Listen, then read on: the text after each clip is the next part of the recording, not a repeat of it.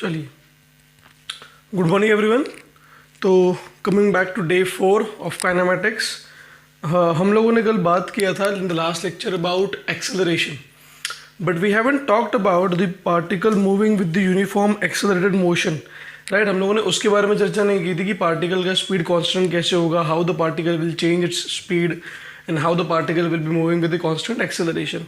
हम लोग यहीं तक बात कर रहे थे and then we have discussed about कि डिस्टेंस क्या होगा, डिस्प्लेसमेंट क्या होगा और वेलोसिटी क्या होगा।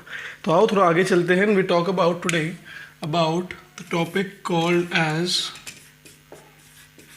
Uniform accelerated motion. Now what is the basic meaning of uniform accelerated motion? है ना, इस चीज़ का मतलब क्या होता है, उसके मायने क्या है, हम लोग वो देखते हैं। सो when I say about uniform accelerated motion, मेरा सिंपल मतलब ये है कि द पार्टिकल का जो एक्सेलरेशन है throughout the motion is completely constant. There is no change in the acceleration of the particle. इसका मतलब कि जब आप एक पार्टिकल के बारे में बात कर रहे हो और कार के बारे में बात कर रहे हो, if the car is moving with velocity v, कुछ देर बाद में उसकी वेलोसिटी क्या हो जाएगी, v प्लस डी वी बढ़ेगा। बट जितना एक्सेलरेशन इस फ्रेम में था उतना ही एक्सेलरेशन इस फ्रेम में होगा, उतना ही एक्सेलरेशन इस फ्रेम में होगा। मान लो कि यहाँ पर वेलोसिटी 10, तो यहाँ पर होगी 12, तो यहाँ पर होगी 14 और यहाँ पर हो जाएगी 16। मतलब देखो 10 से कितनी हुई 12, 12 से कितनी हुई 14, 14 से कितनी हुई 16। मतलब पार्टिकल का जो एक्सेलरेशन है it is completely uniform. The particle is been moving with the constant acceleration. So इस पार्टिकल का कांस्टेंट एक्सेलरेशन मैं लिखूंगा 2 मीटर पर सेकेंड स्क्वायर। अब 2 मीटर पर सेकेंड स्क्वायर आपने लिख दिया, एक्सेलरेशन निकाल लिया, ठीक है भाई। अब एक बात बताओ कि when we are saying the particle is moving with the constant acceleration, मतलब वेलोसिटी तो चेंज हो रही है, वेलोसिटी जीरो नहीं है, है ना, because rate of change of velocity is nothing but your acceleration. So when I am saying that the acceleration is constant, that means the particle is been moving with the increasing velocity. तो उसके equations कैसे बनते हैं, हम लोग कैसे इसके equations को देख सकते हैं। अभी तक हम लोग जो बात कर रहे थे it was a is equals to D V divided by D T और a is equals to v dv divided by dx। हम लोग इसके बारे में बात कर रहे थे कि पार्टिकल का स्पीड क्या होगा, पार्टिकल की वेलोसिटी क्या होगी, डिस्प्लेसमेंट क्या होगा, टाइम क्या होगा।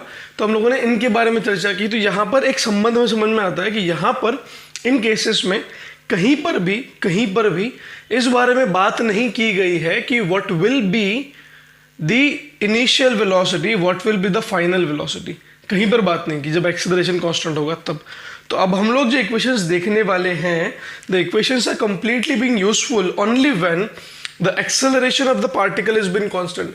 If the acceleration of the particle is not constant, I am not able to apply these equations. Right, so देखते हैं इक्वेशंस कौन से होंगे। I hope you already being aware of the equations, आपको पता भी होंगे और आप उसको प्रूव भी कर सकते हो। प्रूव करने के लिए बहुत कुछ ज़्यादा दिक्कत करनी है नहीं आपको।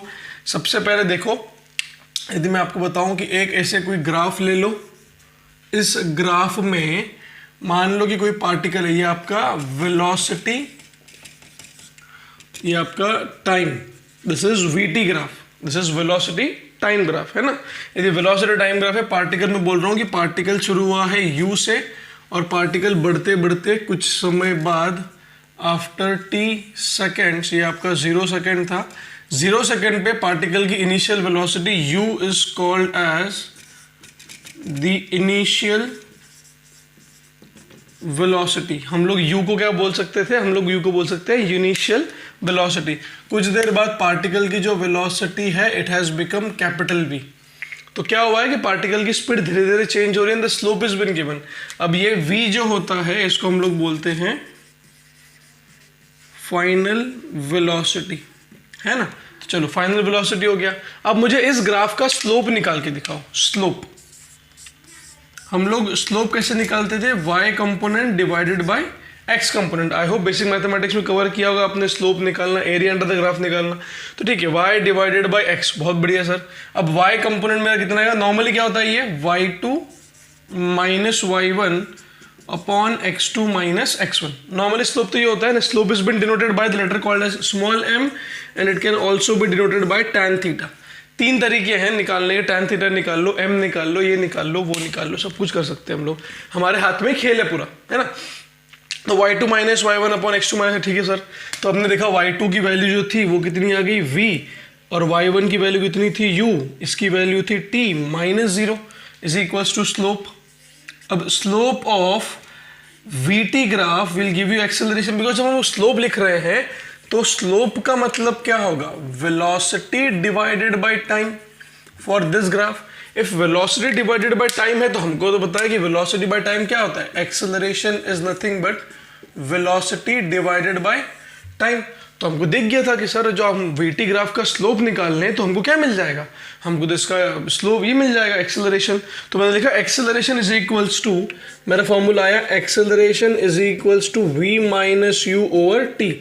मैं इसी को और सिंप्लीफाई करता हूँ, मैं लिखता हूँ v minus U is equals to A T, and then I write v is equals to u plus at. That is the first kinematical equations that we're going to use. v is equals to u plus at.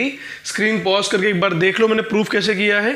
v equals to u plus at में v is your final velocity, u is your initial velocity, a being the acceleration and t being the time frame, कि time की value क्या होगी, हम लोग time कैसे define कर सकते हैं। सो v बराबर u प्लस ए टी हो गया पहला हमारा इक्वेशंस। ठीक है सर, आपको पहला इक्वेशन मिल गया, आप पहला इक्वेशन कॉर्नर में लिख के छोड़ दो।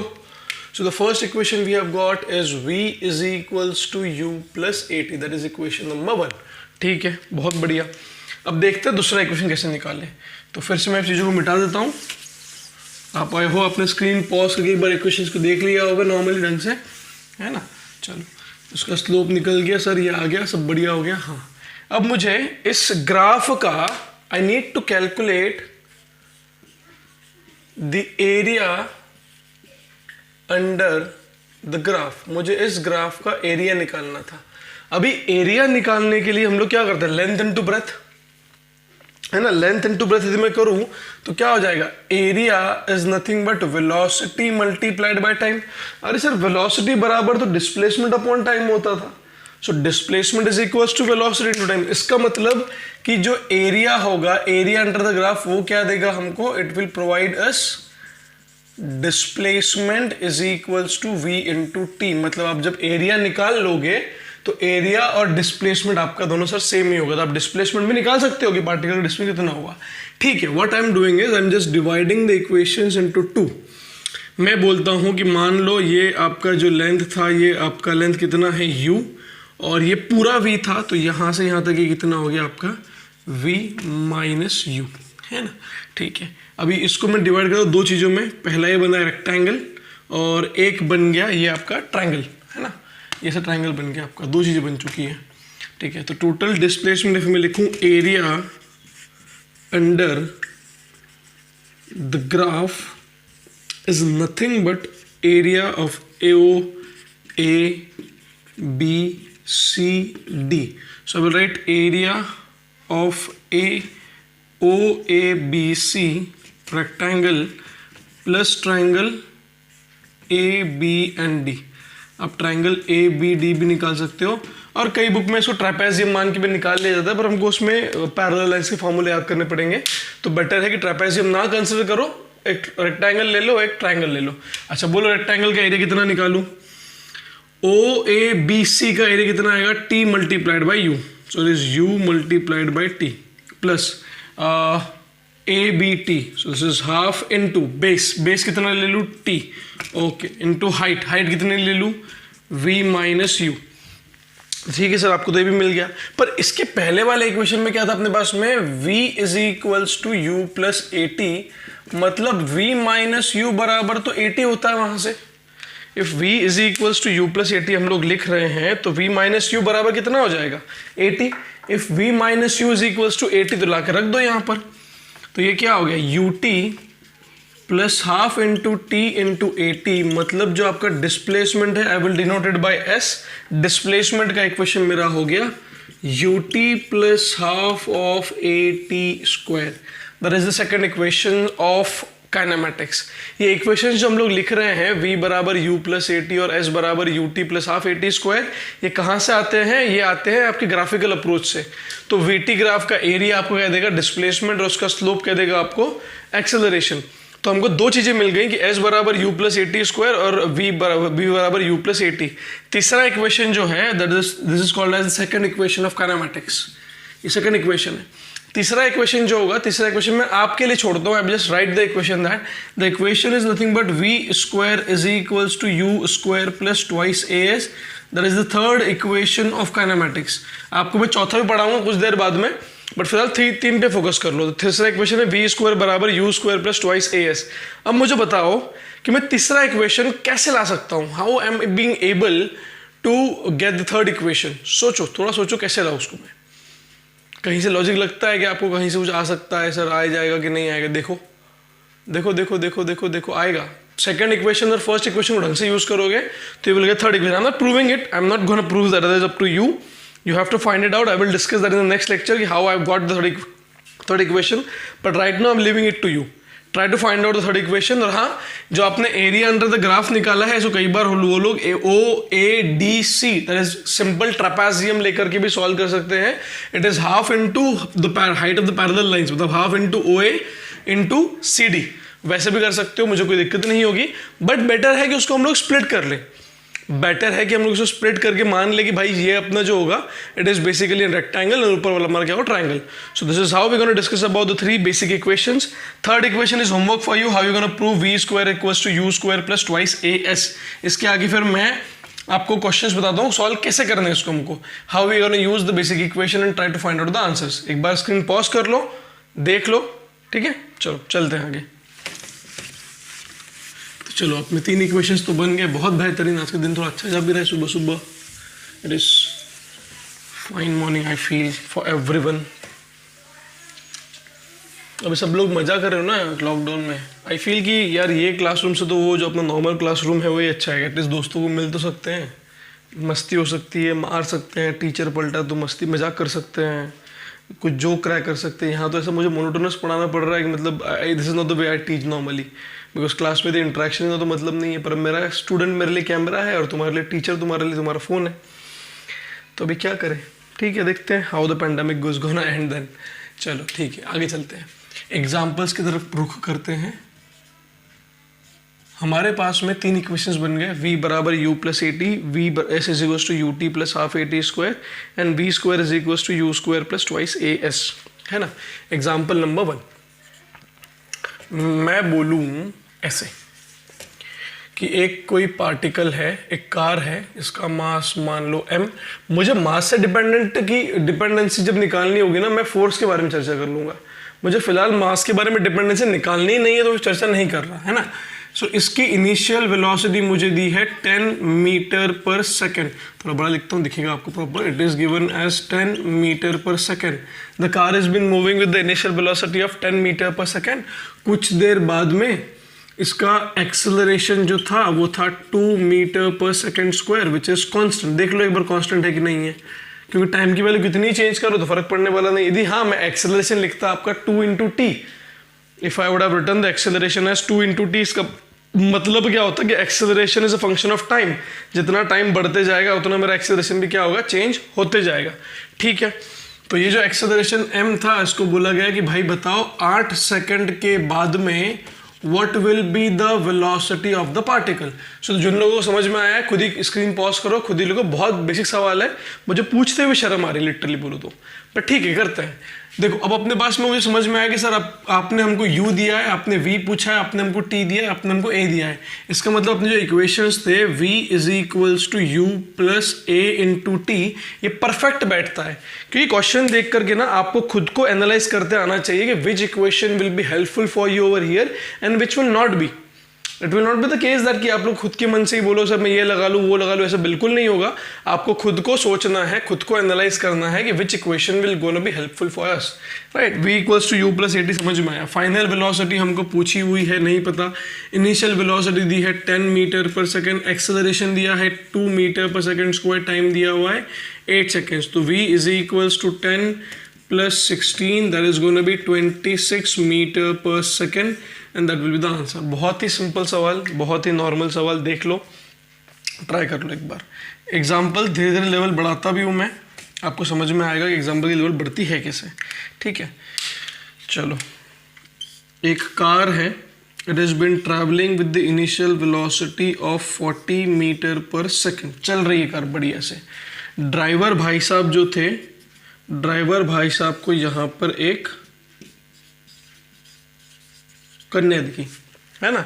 ड्राइवर भाई साहब को कन्या दिखी और कन्या का जो डिस्टेंस था वो डिस्टेंस दिया था 400 मीटर। ड्राइवर भाई साहब भगाए जा रहे, गाड़ी 40 की स्पीड से, एकदम कन्या सामने आ गई। ड्राइवर भाई साहब ने ब्रेक लगाया, ब्रेक लगाने के बाद में इनका जो रिटार्डेशन था it was 2 metre per second square. 2 metre per second की जगह पे कुछ और ले लेते हैं हम लोग, मान लो 8 मीटर पर सेकेंड स्क्वायर, है ना। अभी 8 मीटर पर सेकेंड का इनका रिटार्डेशन आ गया। तो अब उन्होंने क्या पूछा था कि बताओ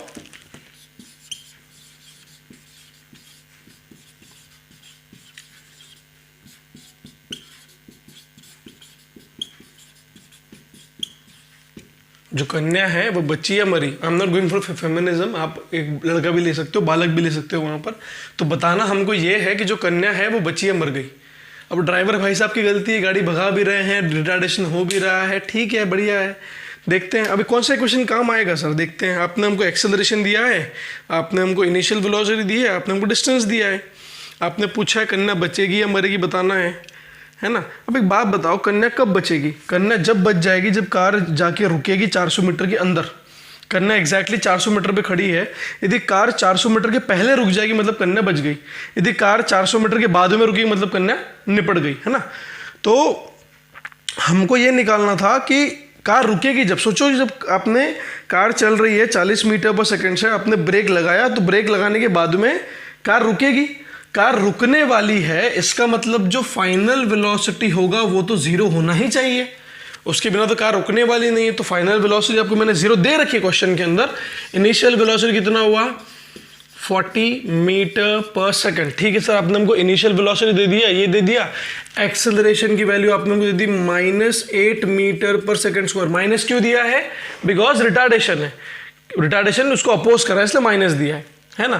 अब हमको सर आपने V, U और A दे दिया, हमको आपने पूछा कि बताओ कहाँ पर रुकेगी, कितने बार रुकेगी। तो मैं ये इक्वेशन यूज कर लूँ सर, देखता हूँ मैं यूज कर पाऊंगा क्या। V square is equals to U square plus twice of AX। X बोल लो या S बोल लो, आपके ऊपर है। हमको X की वैल्यू निकालनी है। फाइनल वेलोसिटी 0, इनिशियल वेलोसिटी कितना हो गया सर? 40 का square, that is gonna B 1600 -2 into 8 into x. Minus क्यों लिखा? क्योंकि A की वैल्यू माइनस थी, तो माइनस 16x। तो मेरे लिए आ गया ये 16x बराबर 1600। तो x की वैल्यू कितनी आ गई? 100 मीटर्स। तो गाड़ी जो चलने वाली है वो कहाँ पे जाके रुक जाएगी? ड्राइवर भाई साहब की सूझबूझ के कारण हमारी एक लड़की मरने से बच गई। कार यहाँ पे आके रुक जाएगी at a distance of 100 metre. मतलब अब भी डिस्टेंस कितना रहा? 300 मीटर रहा।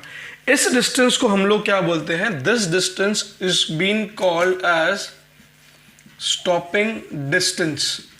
स्टॉपिंग डिस्टेंस का मतलब क्या होगा? The distance covered by the car. Because देखो आप लोग खुद भी जब साइकिल चलाते हो या बाइक चलाते हो, and when you apply the brake, when you suddenly apply the brake, ऐसा नहीं गाड़ी आपकी वहीं खड़ी हो गई, ऐसा तो बिल्कुल नहीं होगा कि गाड़ी अपने ब्रेक अप्लाई की और गाड़ी वहीं खड़ी होगी, ऐसा कभी नहीं हो सकता है।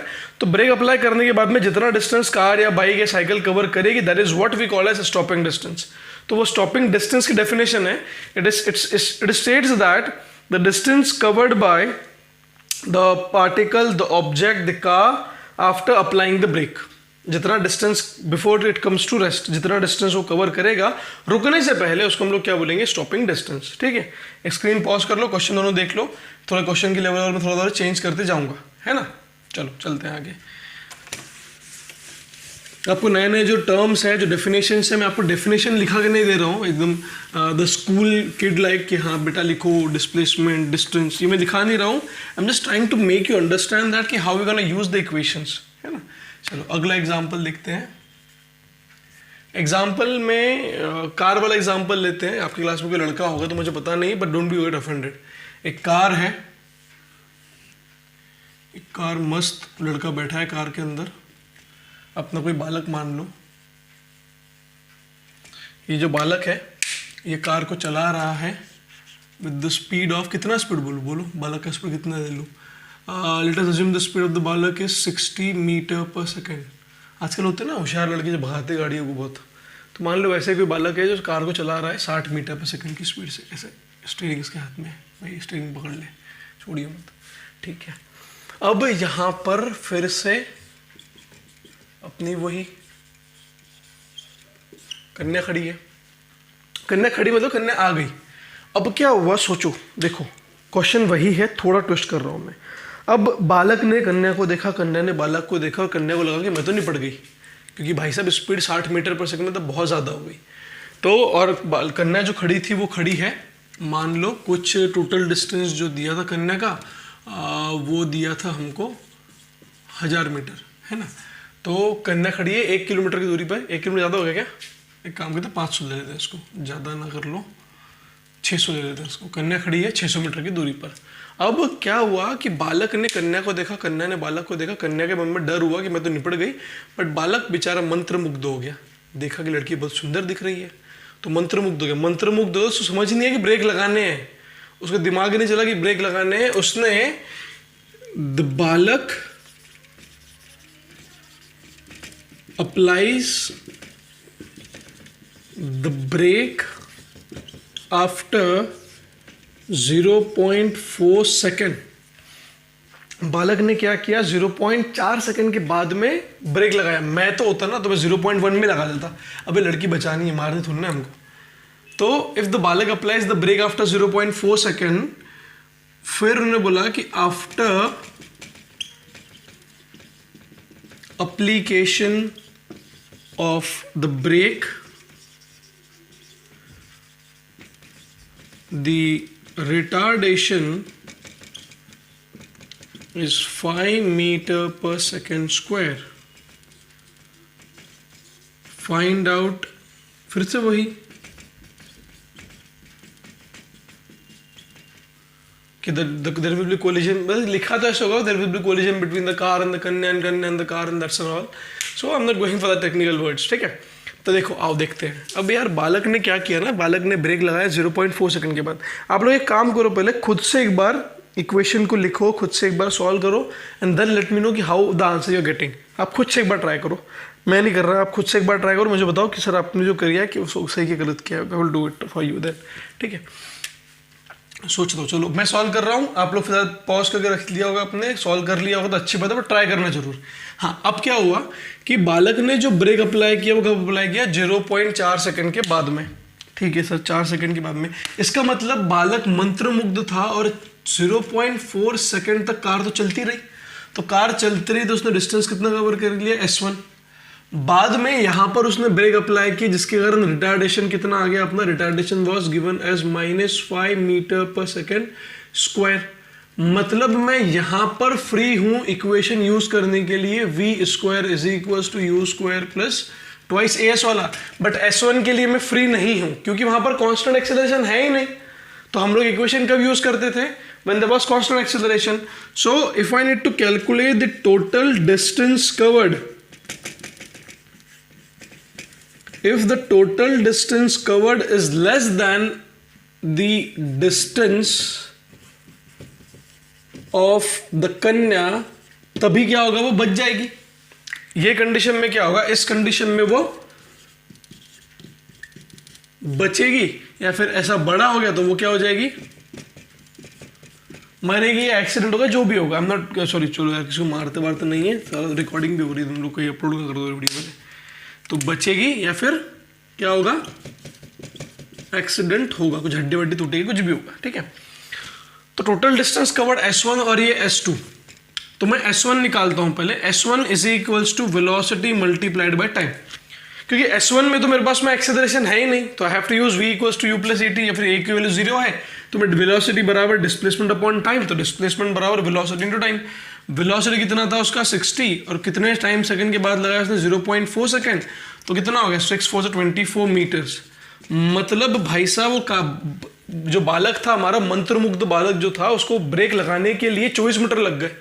24 मीटर मतलब कितना फुट, 24 मल्टीप्लाई बाय 2.5 है ना, तो उतनी फुट गाड़ी कवर कर चुकी थी ऑलरेडी हमारी। अब देखना है सेकंड डिस्टेंस क्या होगा। So for S2 I am gonna use the equation v square is equals to u square plus twice as2, क्योंकि वहां पर हमारा एक्सेलरेशन वाज कांस्टेंट। अब यहां पर ब्रेक लगाया है तो फाइनल वेलोसिटी फिर से 0, इनिशियल वेलोसिटी कितनी ब्रेक लगाते वक्त 60, तो 60 का स्क्वायर -2 इंटू 5 इंटू S2, थोड़ा बड़ा लिख देते हैं ना, तो कितना आ जाएगा 10S2 बराबर 3600। So 10S2 is equals to 3600। So S is equals to 360 metre. So गाड़ी चली S2 बराबर 360 मीटर और इधर चली 24 मीटर। सो टोटल डिस्टेंस जो था वो कितना हुआ, 360 प्लस 24 कितना हो जाएगा ये 384 metres. This is 384 metre, that is the total distance covered by the car. और कन्या कहाँ खड़ी थी, 600 मीटर। मतलब कन्या भाई साहब क्या हो गई यहाँ पर, इस केस में कन्या क्या हो गई, बचेगी। मैंने एक नया टर्म आपको डिफाइन करने बता दिया कि द बालक applies the brake after 0.4 second बराबर। द बालक was been there, he was applying the force after 0.4 second, he could have applied the brake before that. वो उसके पहले भी अप्लाई कर सकता था या फिर 1 सेकंड के बाद में अप्लाई कर सकता था। 0.4 सेकंड मतलब बहुत छोटा समय है। यदि गलती से वो 4 सेकंड के बाद में ब्रेक अप्लाई करता तो 240 मीटर कार चलती है, 360 मीटर ये चलती, सो कितना होता 600 मीटर, वो बाल करना तुम्हारी निपट जाती है ना। तो ये जो टाइम लगा उसको, ये टाइम को हम लोगों ने नाम दिया, this is what we call as reaction time. I hope आपको स्क्रीन में दिख रहा होगा। This is called as reaction time. Reaction time का मतलब क्या है, the time taken by the person to do something when he feels that there is a need to do it. Reaction time का basic मतलब ये है कि it is the time taken by the person to do something when he feels that there is a need of it. जब उस चीज का need होगा तभी तो वह उसको रिएक्ट कर पाएगा, यदि नीड नहीं होगा तो वो क्या करेगा, कुछ नहीं करेगा वो तो। So this is called as reaction time. तो क्वेश्चन में डिफरेंस है कितना होगा, वो क्वेश्चन अलग था, ये क्वेश्चन अलग है। इस क्वेश्चन में उस क्वेश्चन में आपको मैंने सिखाया स्टॉपिंग डिस्टेंस निकालना, यहाँ मैंने आपको सिखाया रिएक्शन टाइम के बारे में कि रिएक्शन टाइम क्या होता है। रिएक्शन टाइम वो है जो एक बंदा टाइम लगाए, लड़की टाइम लगा दे उतना रिएक्ट करने के लिए, है ना। तो this is called as reaction time. Screen pause कर लो, क्वेश्चन ढंग से लिख लो एक बार और सॉल्व करो। ऐसे क्वेश्चन आपको बुक्स में बहुत जगह पर मिलेंगे जहाँ पर आपको रिएक्शन टाइम बोला नहीं होगा। ऐसे क्वेश्चन नहीं होंगे कि ड्राइवर ने ब्रेक अप्लाई किया, ट्रेन चल रही है, ट्रेन वाले ने ब्रेक अप्लाई किया, पंछी उड़ रहा है, पंछी को दिखा पत्थर आ रही है, बुलेट आ रही है, वो हिली। सब ऐसे टाइम दिए हुए होंगे तो आपको उस टाइम में आपके क्वेश्चंस को ध्यान देना होगा, है ना। चलो मैं चलता हूँ आगे और मैं थोड़ा क्वेश्चंस की लेवल थोड़ी और बढ़ाता हूँ। कहीं डाउट रहिएगा तो पूछिएगा सर से या मुझसे, कहीं से पूछ सकते हो आप, बट बेटर है कि आप लोग खुद से एक बार ट्राई करके देखो और फिर नहीं समझता है तो पूछो, पर ट्राई जरूर करो। ट्राई करोगे, गलत होगा, आई एम नॉट सेइंग गलत नहीं होगा, गलत होगा, डेफिनेटली गलत होगा और होना भी चाहिए। गलत हो रहा है इसका मतलब यार ट्राइंग, यदि ट्राई नहीं करोगे तो गलत कैसे होगा। चलो एग्जाम्पल देखते हैं और कुछ थोड़े बहुत अच्छे एग्जाम्पल। क्या बोला हुआ था कि सपोज ऐसा एक रोड है, this is the road, I am not drawing it wide, एक रोड मान लो, कोई भी रोड होगा। यहाँ पर एक ट्रक खड़ी है, रेसिंग चलने वाली है, ये आपका एक ट्रक हुआ। The truck is moving with constant velocity of 80 metre per second. इसका जो velocity था वो completely constant है। velocity constant का मतलब क्या, एक्सेलरेशन तो है ही नहीं। मतलब ट्रक भाई साहब जो अपने हैं वो नॉर्मली मस्त चलते जाएंगे 80 मीटर पर सेकेंड से, उसको कोई लेन देन नहीं, दुनिया से भगाना नहीं, कुछ नहीं, मस्त अपने गाने गाते गाते, गदर के गाने गाते चल रहा है वो, है ना। यहाँ पर एक कार खड़ी थी, the car is moving with initial velocity, वो स्टार्ट रेस्ट से हुई है और ये मूव कर रही है, it starts from rest, both of them starts from rest, दोनों के दोनों रेस्ट से स्टार्ट हुए। It is moving with the initial velocity of 40 metre per second with the acceleration of 1 metre per second square, जो कि constant था।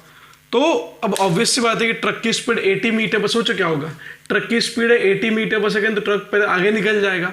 Truck चल रहा है 80 मीटर पर सेकंड से, जो कार की स्पीड कितनी है 40 मीटर पर सेकंड स्क्वायर, बट उसके पास में एक्सेलरेशन भी है, दैट इज 1 मीटर पर सेकंड स्क्वायर। तो धीरे धीरे धीरे धीरे क्या होगा कि ट्रक की स्पीड तो वही की वही रहेगी, कार की स्पीड क्या हो गई, धीरे धीरे बढ़नी शुरू हुई। यदि कार की स्पीड धीरे धीरे बढ़नी शुरू हो चुकी है तो कार की स्पीड एक पॉइंट पे क्या होगी, it will be 80 metre per second and at that point the car will overtake the truck, है ना। इनिशियली ट्रक आगे चल रहा है बट एक पॉइंट के बाद में जहां पर उनका वेलोसिटी कांस्टेंट हो जाएगा और जैसी वेलोसिटी कार की 80 की जगह पर 81 हो गई, the car will overtake the truck. तो वही पूछा है हमको क्वेश्चन में कि फाइंड आउट द डिस्टेंस और find out the time when the car overtake the truck, जब हमारी कार जो होगी वो ट्रक को ओवरटेक कर जाए, हमको यही उसके इक्वेशंस निकालने हैं। तो चलो आओ देखते हैं कैसा होगा कि एक डिस्टेंस मान लो यहाँ पर, this is the car and this is the truck, this is truck, this is car, और यहाँ पर कार आपके आगे चली गई। इसका मतलब मुझे एक चीज समझ में आती है कि सर ओवरटेक करने के लिए जब वो दोनों पैरेलल लाइन में आएंगे तो पैरेलल लाइन के वक्त दोनों का जो डिस्प्लेसमेंट या डिस्टेंस होगा वो सेम होगा।